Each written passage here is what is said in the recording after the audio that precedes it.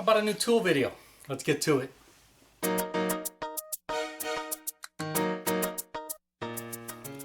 Okay, up first, we got a new scan tool. This is from AutoFix, and as they call it, it's an advanced automotive analyzer. This is the AutoFix D1 Lite. Comes with a 7-inch touchscreen. It's got a Bluetooth VCI, you can see it right there. 5800 milliamp battery. And what's it say? Grease and water resistant. Probably don't want to go dumping it in the pool, but I think if you drop some water on it, you'll be okay. Made in China, and it's actually made by Autel. So if you didn't recognize that look right there, that's Autel software. Man, I love Autel scan tools, so this is right up my alley. So let's get this thing opened. Comes in a nice little sturdy case. Thankfully, it's fairly compact. If you've ever seen some of those Autel cases, I mean, they're as big as a suitcase. But let's get this thing open. There is our Bluetooth VCI. Looks like some charging adapters. Don't eat this stuff. And here is our main little unit. And wow, is that nice and compact. That thing is definitely small compared to an actual Autel scanner. But it feels pretty stout. This black stuff is kind of a rubberized plastic. And we got some plastic on the back, and it's kind of raised over the screen. So I think if you were to, bump it like that, it's not going to hurt the screen. And not too bad. I mean, if you hit it on a corner, I'm sure you could do some damage. But it feels pretty stout. It definitely doesn't feel like cheap plastic. What else we got in here? A packing list. And a reference guide. Of course, nobody got time for that stuff. Let's get this thing fired up. Alright, well, if you've ever seen Autel scan tool software, this is what it looks like. Pretty cool. Now, in order to use this the first time, you do have to go in and register it, which I already did. I went in and all I had to do was log into my Autel account. On this tablet, I just logged in and automatically recognized it and put it in for me. So it was kind of nice. With this tool, you get 2 years of updates, and this thing, I believe they run about $400, like $399, and so pretty darn cheap. And so if it runs most of the software that my Autel runs, then that is a great deal. For this price point, I'm not sure after 2 years if you would want to go ahead and renew the subscription. You could always do that, but as cheap as these are, you might as well just, maybe buy another one that has two years of subscriptions for almost the same price. Looks like we got a ton of updates. What's kind of cool, I'll show you real quick. If we go to Data Manager, of course these things have a million things on them, but if we go to Uninstall Apps, we got all kinds of car manufacturers that we don't have here in the US. And so what's nice is we could go in and select them and we can delete them. So in case you didn't know that, that's a good thing, because otherwise, you're going to be updating 65 or 60 out of 65 that you're never going to use. But seeing as we got it out, let's throw this on a car and scan it. Actually, before we scan anything, how about we compare it to an actual Autel? Now, what's nice about the Autel, it's got the kickstand, so we can set it like that. I like to scan vehicles. I'll just plug them in and I'll come over to the bench and I'll do everything from right here. I don't actually have to sit in the vehicle. This thing does not have a little stand, but I think I have a fix for that. A cheap little fold-up stand for a cell phone. I got this free somewhere. I don't even know where. Bam. That's good. And we can compare the size. When you look at the actual screen size, not much difference. I want to say this is 8 inches and this is 7. Not a huge difference. Of course, there's a big difference in the entire surface area because this is more compact and this one's quite a bit thicker, but for a little scan tool that can do a lot, that's not bad. If we look at the actual software, we get a lot of stuff with Autel. Most of this stuff I never use. We don't get quite as much stuff with this one. But like I said, this thing is a lot cheaper. It's less than half of that. Almost what I pay to keep this thing up to date. You could buy one of these, and that's just for 1 year For the subscription I pay for 1 year to keep that up to date, you almost bought this and you get 2 years of updates. So this is definitely a pretty good deal. Alright, I got a Honda Civic here. Let's just go ahead and scan it. We'll plug in a little Bluetooth VCI. We'll scan everything, see what it tells us. Alright, it's done scanning. The only thing we got 2 faults in our TPMS. So we can hit report and it should list our codes down here. And there we go. Our DTCs are 34 and 38 for tire pressure sensors. So this thing, I mean, so far works exactly like my Autel. It wasn't any faster or any slower than my my 906 BT that I just showed you, but not bad at all. We can go in here, we should be able to see live data.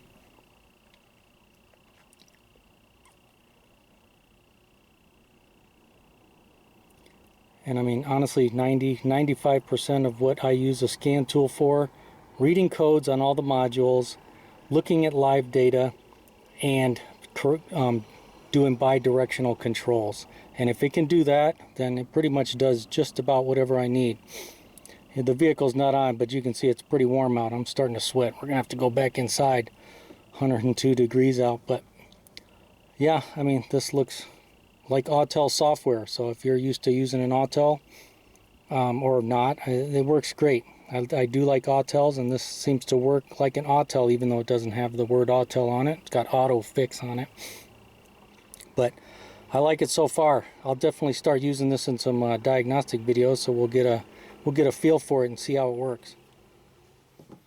All right, if we open the top here, we can see we have a USB-C type charger, and then this is a USB port, and I think that's for plugging accessories in. I believe, yeah, you can do battery tests. I'm not sure if that's where you plug it in or if it just connects Bluetooth. I don't know. I haven't looked into that, but I do know you need to buy another module for that to work. And then you have a slot for an SD card if you want to upgrade the memory. So if you already have a USB-C charger, that's perfect. You can just plug this right in. But I think for $400, that's a pretty good deal.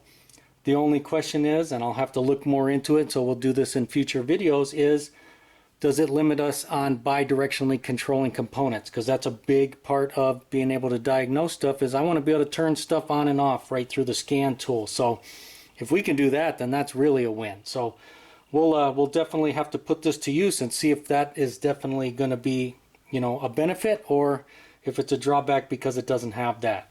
If you get yourself a little stand like that, that's the only big drawback I see so far, is not being able to stand it up on its own like that. But if you do something like this, now we can, you know, sit at the bench and diagnose stuff while the vehicle's sitting over there. So far, I like this little guy. So let's see what else we got. Actually, before we get to the next tool, let's talk about updates real quick. There can be benefits to, you know, keeping your tool up to date. Like this one I've kept up to date since I bought it. This one, I kept it up to date for like a year or two, and then I stopped updating it because when I bought this one, it came with 2 years of free updates. And so for the price of 2 years of updates on this, I got another scan tool. It was very close to being the same exact price. So, you know, there's always, you know, some pluses and minuses to that. So now I have the scan tool that I keep up to date, and it still has the warranty on it. This one no longer is up to date. It doesn't have a warranty, but it still works. And even though it's not up to date, the old software still works on everything that I've tried it on. But the thing is, sometimes they update the software and they take away features. So there's a benefit to having older software that may still have some features that you need. And so sometimes I will pull this out because it'll do certain things that this one won't. And so I definitely like having two. One I keep up to date and one I don't. Now with these standalone ones, if you don't update your tool anymore, they still work. Now I know that you can buy little Bluetooth dongle versions where they hook up to your phone. So you plug it in and then you get like 1 year of updates and it hooks up to your phone. But after that 1 year, a lot of them, they shut it off. So if you don't pay the subscription every year, your tool no longer works. So that's something to keep into consideration. When you get standalone tools like this, and I believe that AutoFix is going to be the same thing, if you don't update it, they still work. They might not have the latest and greatest software, but they will still work. I just wanted to point that out. All right, up next, we got some hose pinch pliers. These are from Lang Tools. This is going to be a 3-piece set. I'm not sure what the part number is. I don't know if it's 1500 or they just like to display that. I see what the patent number is. Anyway, made in USA. I'm surprised they put it that small. Usually they got a big old American flag and plastered all over the place that stuff's made in the USA anymore. But anyway, you get a small, a medium, and a large plier set for all your hose pinch off needs. Let's see, designed with a self-locking feature, holds pressure after it's applied. Simply pull the pliers apart to release the pressure. Let's see, used to seal vacuum, fuel lines, radiator hoses, and other flexible materials. Just don't do brake hoses or the internet will go nuts. Anyway, let's get them out. Okay, there they are out of the packaging. Look at that little guy. Part number for that one, 1460. Looks like 1470 and 1480 for the big one. Although that stuff is coming off, probably not the best idea to print it on the rubber there, Lang. But anyway, feels pretty good. Let's see if it works on some 5/16 inch fuel line. Just pinch it off and, well, what do you know, they work. And just open it up. So, all right, pretty cool. Nice to have 3 different sizes that all do that. Let's see what else we got. Okay, up next from Astro, we got some universal impact sockets. These are going to be the metric variety. 3/8 inch drive, nano pinless. Part number 78344. And where are they made? Made in, there it is, made in Taiwan. Looks like we get 10 all the way to 19 millimeter. Doesn't skip any sizes. It also comes with that rail there. What does it say about it? Anything? Oh, there we go. So the pinless design allows for a full 360 degrees of freedom. Let's see, it's up to 11% shorter than standard low profile impact sockets, and of course made from forged chromoly. And there they are. They're definitely nice and oily. The sizes are laser etched in there, obviously in 2 spots. They are not stamped, but typically that will stay on there. At least I hope, as long as they did a good job. It should stay on there for the most part, but for now, I mean, you could see those across the shop, so that's kind of nice. They're nice and big. The older you get, the more you appreciate when they put nice big large letters on there and numbers. So let's check out their little pinless design. So that's what it looks like down in there. I'm not sure if you can see that. Of course, these are a little stiff because they're brand new. They need to get broken in a little bit. But that's what they look like. We'll compare it to one that has pins in it. Okay, if we look at a pin design from Sunex compared to our Astro pinless, and you can see the pin right down in there. Looking at them, about the same length. The diameter of these are quite a bit thinner though. With that pin design, they got to put this kind of band around there, and that definitely makes them thinner, and that can make it so sometimes you can't get these in there where you need it. And usually if you're using a universal, you're probably at a bad angle and don't have a lot of room. If we look at how these are marked, I mean that's pretty small compared to how big this is, but these do have them stamped at the top there, so if that ever wore off, you could still be able to see it. So pluses and minuses to both. As far as how far they go, looks about the same. These might actually go a little bit further. Hard to tell. Maybe close to the same. This one definitely wobbles freer because I've used it quite a bit. This one is a little stiff still. It'll need to be broken in. But just wanted to show you the differences. Nice to have different varieties when you need them. Up next, from Snap-on, we got some long nose pliers, straight off the tool truck. Part number LN47ACF. Of course, these are made in USA. These are the 9-inch long variety, and what I got these for was because they adjust. That is an awesome feature, I think, for long nose pliers. I have, in fact, I'll grab them. I have this set of pliers that I've had for several years from Snap-on. This is the 47 ACF, and I love these things. And so when I saw that they had these that were part of the same set, I believe this comes in a set of 3. There's this, and one other tool. I can't remember what it is. I didn't worry so much about the other tool, but I really wanted this. And so that's why I got these. I really wanted to have some long, adjustable needle nose pliers like this.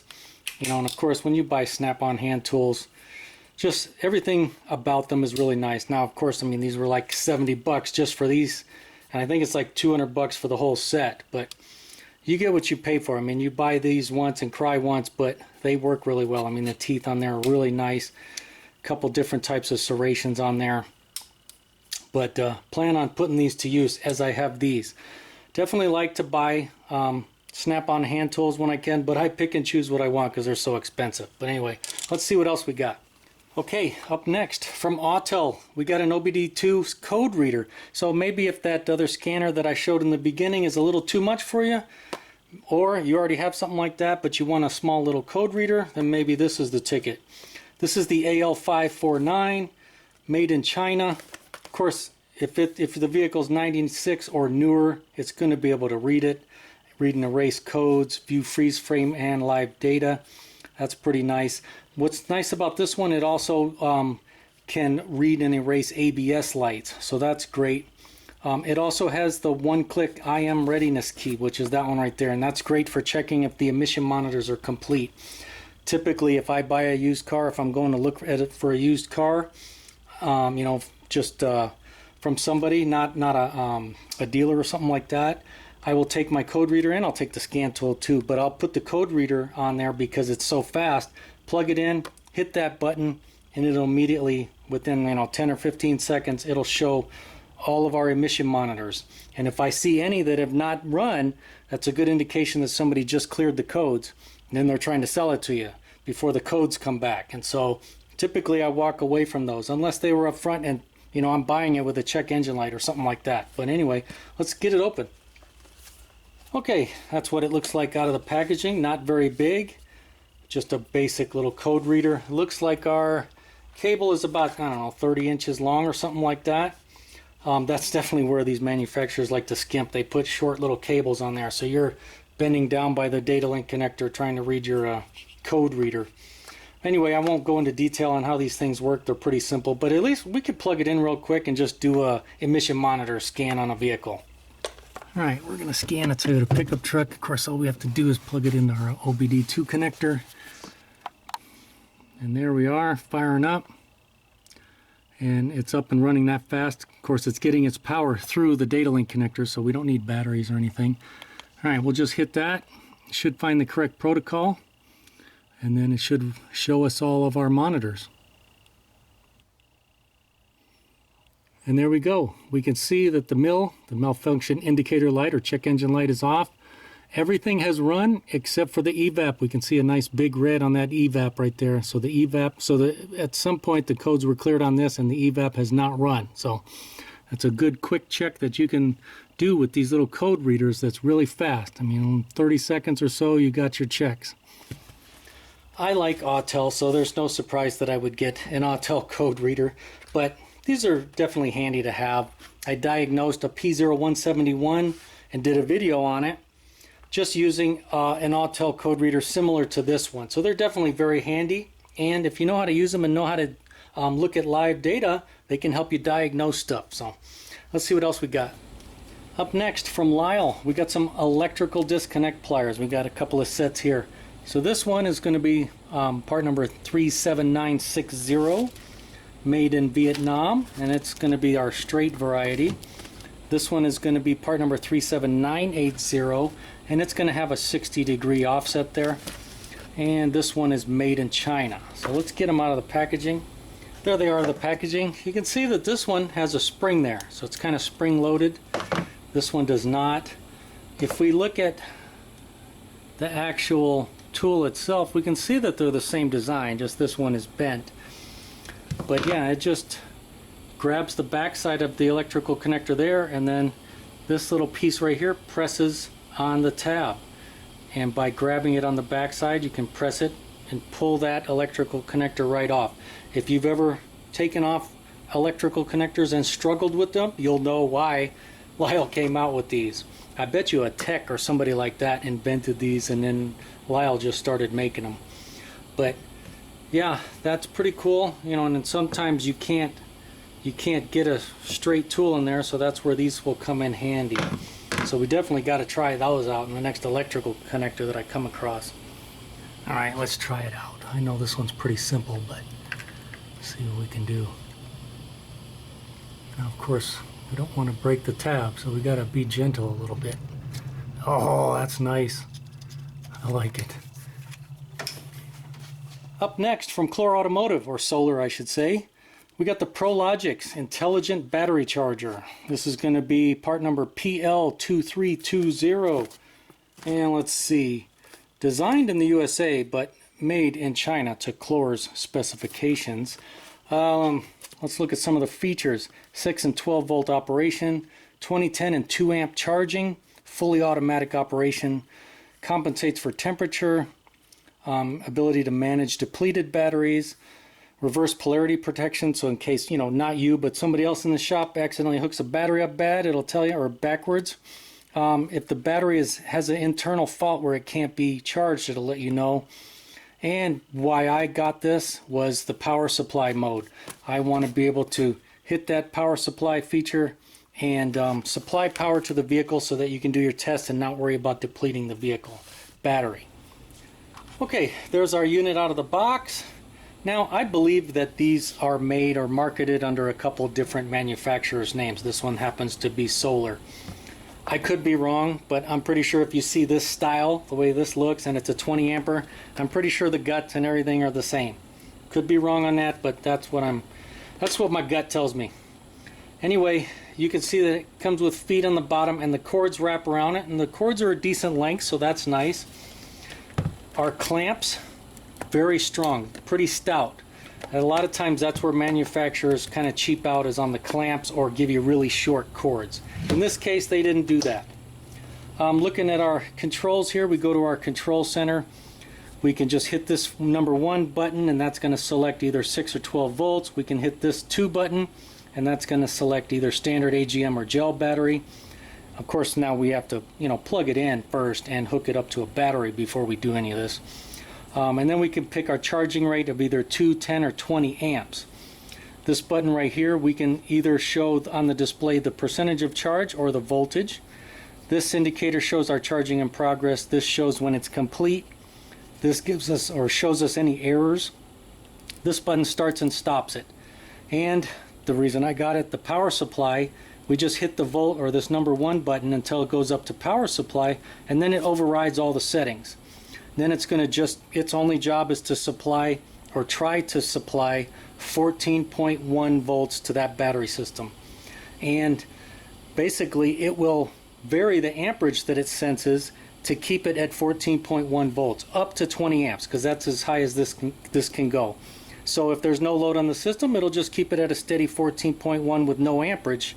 But if all of a sudden you're running a fan or raising the windows up and down, it'll sense that and it'll supply the amperage that it needs to keep it at 14.1 up until it hits 20 amps. If it goes over 20 amps, it's not going to be able to keep up. In any event, that's the reason I bought it, and that's the reason I'm looking forward to using it, because there's nothing worse than killing a battery or having the battery low voltage go low when you're, you know, doing extended testing on a vehicle. So anyway, definitely plan on putting that power supply to use. If I use it to actually charge batteries, hey, that's a bonus. Alright, I connected it up. Let's try it out. We'll stay with 12 volts, standard, and we'll do 20 amp. Start. Can you see that? That doesn't show up very good. 95 right there, and let's switch it to voltage. Let's check it out. 14.6. And looks like we're at about 95% charge. So this battery wasn't dead. Well, that's it for this one. And as always, if the video helped you out or you liked it, make sure to give it a thumbs up. Thanks for watching. Alright, it's nighttime. A little bit of bonus footage. I'm just editing the video that I'm going to post. And how about we see if we can do some bi-directional controls. So we're back out on the Civic, the one we scanned earlier. And we're just going to see if we can work the door locks. It's pretty simple.